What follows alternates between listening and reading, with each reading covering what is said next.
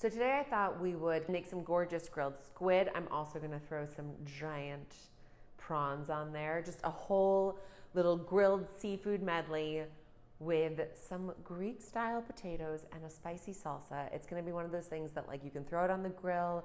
I'm gonna do it inside today just because it's hot as sin outside. So we're gonna do it inside on a cast iron skillet, but if you wanna be outside by the pool, hanging out in your swimsuit, this is a perfectly charbroiled, smoky, really flavorful, but still light and refreshing summertime dish.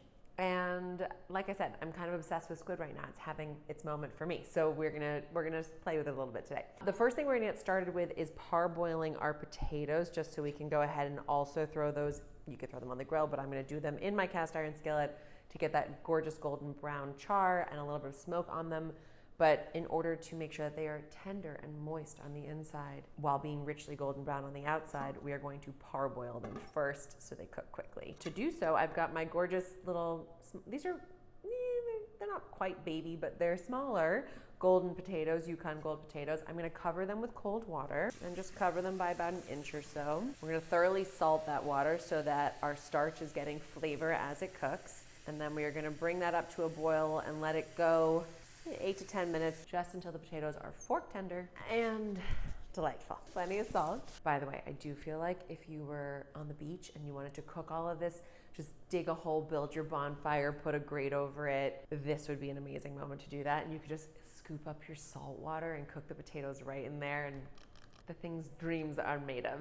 Just so you're not slipping around, get yourself your damp paper towel and tuck it under your board. Let's talk about squid for a second. So first of all, you saw I'm storing it in a colander. I gave these a good rinse and then have let them hang out overnight in the fridge in a colander, which is just gonna help to further tenderize them and help them dry out a little bit, because the number one most critical rule of cooking with squid is that you need the surface to be perfectly dried off so that you're gonna have time to get that really nice golden either grill marks or the pan sear that we're gonna do without too much liquid coming off the squid itself, which would make it steam and be not so lovely.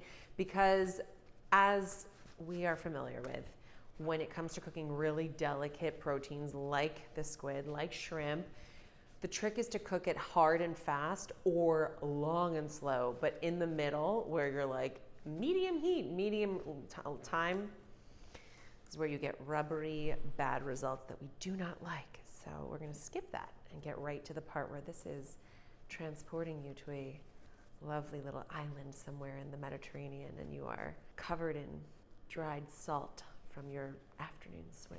Drying one last time all the surfaces of my squid. And I'm really gonna keep this marinade very simple because we're gonna get a lot of flavor from our beautiful kind of spicy, fresh salsa.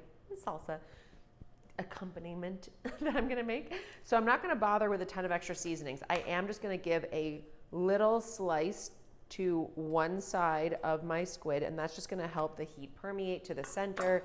It gives me a little ribbing to get a little texture out here. I tried not to slice all the way through to the other side. So just like so. And probably a paring knife would have been the move to do here, but the big knife that I've already gotten out worked just fine. See, there you go, nice little accordion, almost like a Hasselback. I'm gonna slice the tentacles in half just so I can get a nice flat surface to put on the hot surface of our grill. All right, so what I'm thinking, because I'm gonna have the potatoes be kind of like a Greek style, like lemon, oregano, garlic salt, maybe a little paprika, keep it very simple. I think I'm gonna do the exact same marinade on our shellfish. Actually, let me go ahead and throw our lovely, giant, sexy prawns in there. I mean, a giant prawn on the barbecue, it's just what could be better? Olive oil, a generous splash, a few dashes of coriander, and this is a spice that I just think hits beautifully on any kind of light, delicate seafood or protein. It has kind of a lemony moment to it, but still has that wonderful earthiness that dried spices will give you. A little bit of oregano, if you can get Greek oregano or Sicilian oregano, amazing. Some smoked paprika, a few dashes here, and some garlic salt. You could definitely put fresh garlic on here, but sometimes I find the garlic salt doesn't burn as quickly, so I like to go for that. And I still want a little pepper, and I still want a little other kind of salt. I'm gonna throw a lemon on there, hang on. In fact, not just a lemon. Hit it with a little fresh lemon zest, some fresh lemon juice, and I'm just doing this because I'm not marinating this for a long time, leaving it with, oh, excuse me. Leaving it with citrus juice for too long will change the texture of your seafood and make it really funky and not delicious. So I'm doing that because I'm really not gonna let it sit for very long at all. Toss it all together, coat everything up in that luscious blend. Our seafood's hanging out. Let me check on the potatoes really fast and see how tender or not tender we are doing. Let's just, yeah. Very nicely salty, not at all cooked. So continuing on, we're gonna start with this beautiful medley of, I kind of wanted this to be like midway between a sauce and a salad. So it's like a salsa moment, but with some more bulk to it. Let's start with some red onion. You can definitely go for scallions here if you prefer. I really like the kind of pungent pop and sweetness that red onion brings. And I am gonna take my time just because we want like delicate spoonfuls of this salsa salad moment to make sure my cuts are really precise and small.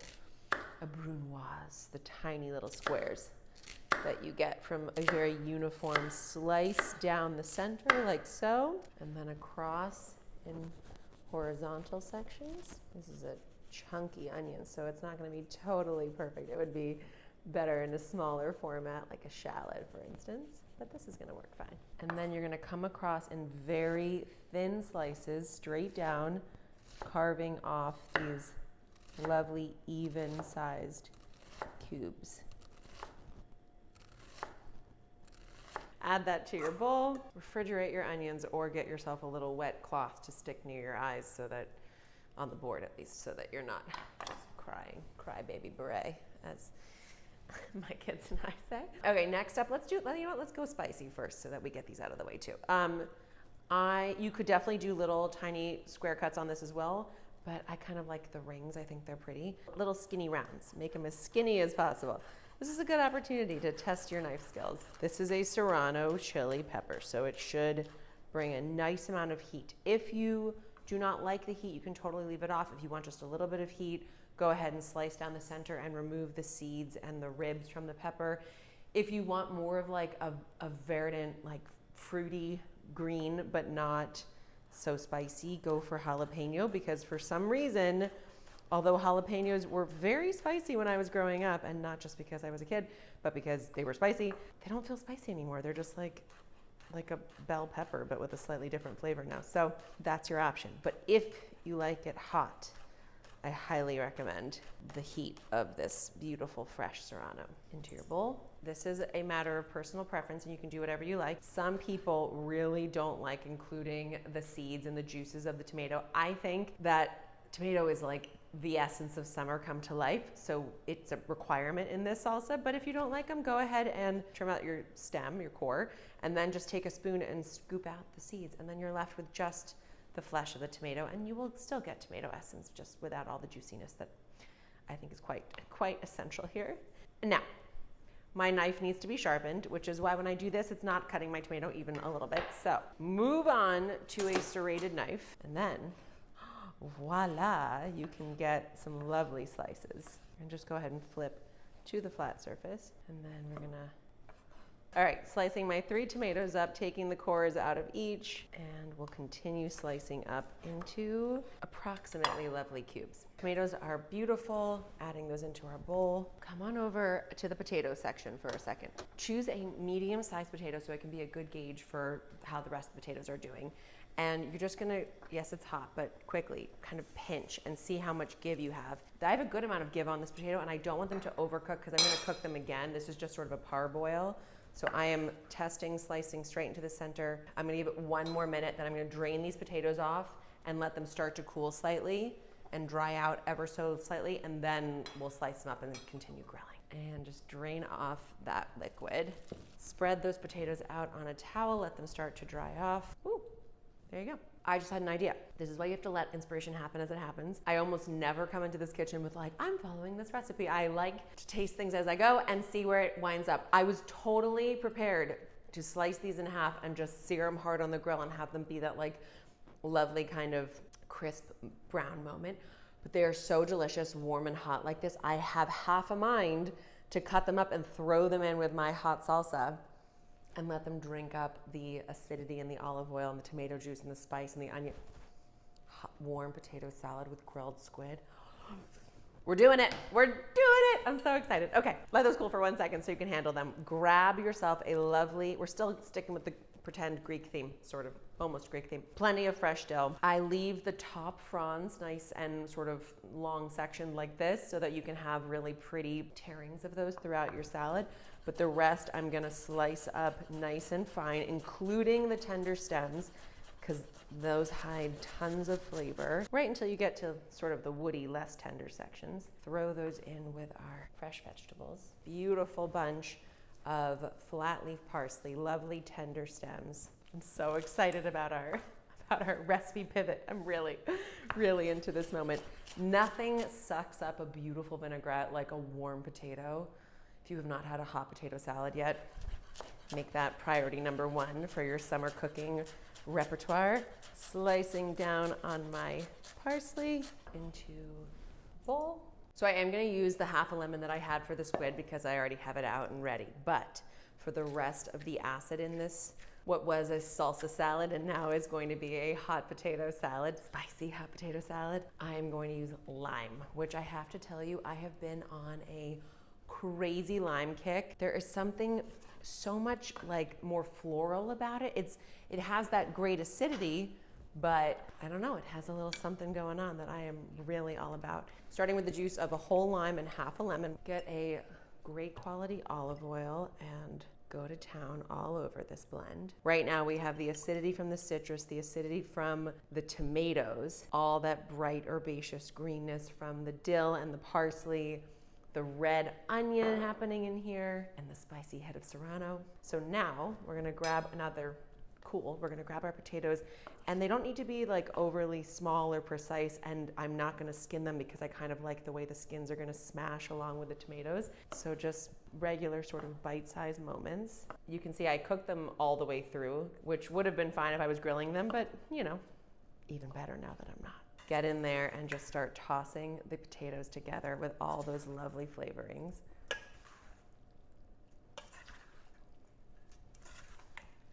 Ooh, it smells truly incredible. I'm gonna hit it with some flaky salt and a bit of freshly cracked pepper. Actually take your grain size up and make it like thick cracks of black pepper. Let's taste, see what we're working with.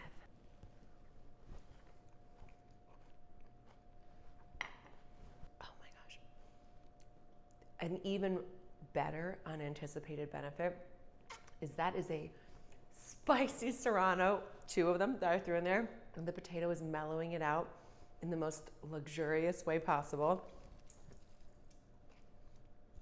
Yeah, more salt. Oh, that is so good. All right, we're gonna set this to the side, let the potatoes continue to drink up that lovely vinaigrette, and I'm gonna clean up for a second and then we're gonna get grilling.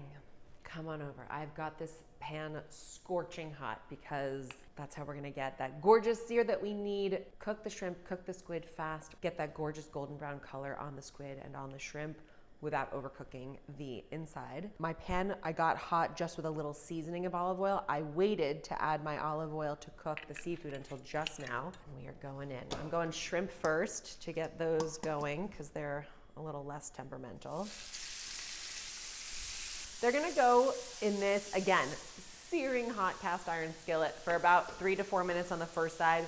The shell will be that bright, vibrant orange color. We'll flip it over, we'll cook it another minute or so, get that same color on the other side. The shrimp inside should be lovely and tender and juicy, super flavorful from that quick marinade we did. We're gonna hit it with a nice salt sprinkle right when it comes out of the hot oil so it sticks to the shells. Oh yeah, look at that.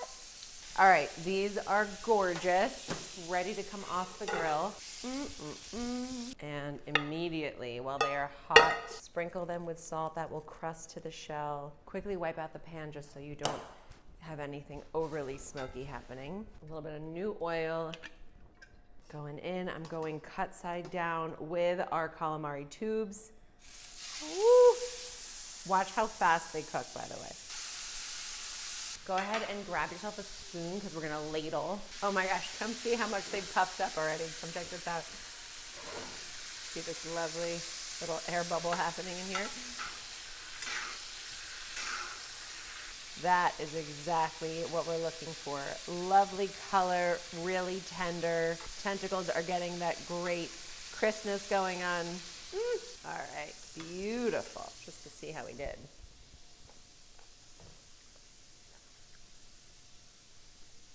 We did good.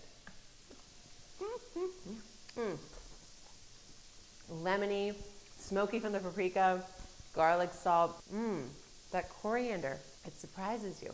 I stuck the tentacles back in because I wanted them to drink up and kind of gather some of the crust that all of our various seafood has left behind on the base of our pan. But you can see, like here, it sort of gathered up some of that delicious golden brown bit of flavor from the bottom of the pan. All your beautiful seafood ready to go. Layering in your warm summer potato salad. Those potatoes have had time to drink up the vinaigrette. You are going to be confronted with bursts of brininess and sweetness and punchiness from the onion, lemon, lime juice, serranos. Grab those fresh herbs we set aside and just scatter those over top so you get that nice hit of zingy fresh.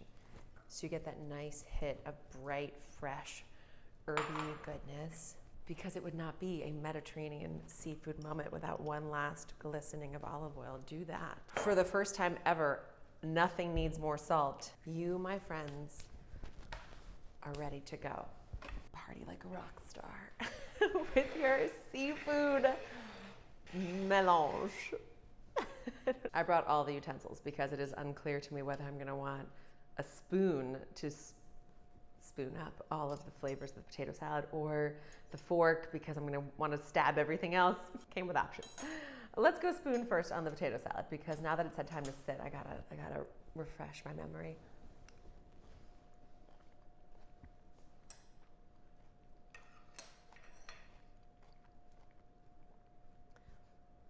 If for some reason you are not a fan of a mayonnaise-based potato salad, an acid-based potato salad with all that flavor happening is beyond.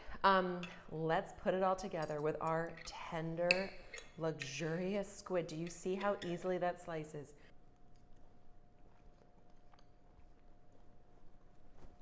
Come hell or high water, I am making this squid summer.